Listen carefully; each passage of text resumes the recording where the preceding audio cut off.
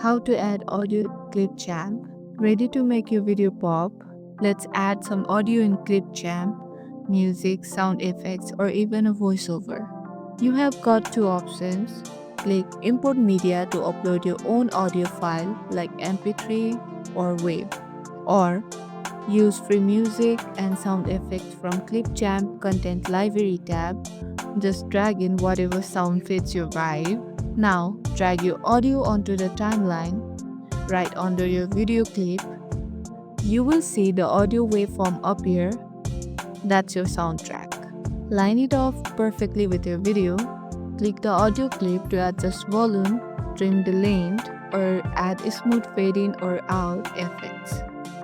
One background music. Lower the volume to around 10 to 20% so it doesn't overpower your voice. Preview your video to make sure everything sounds great. Then hit export to save it. And just like that, your video has a voice or a beat or both. If this was helpful, don't forget to like, subscribe, and hit the bell icon for more fast tutorials.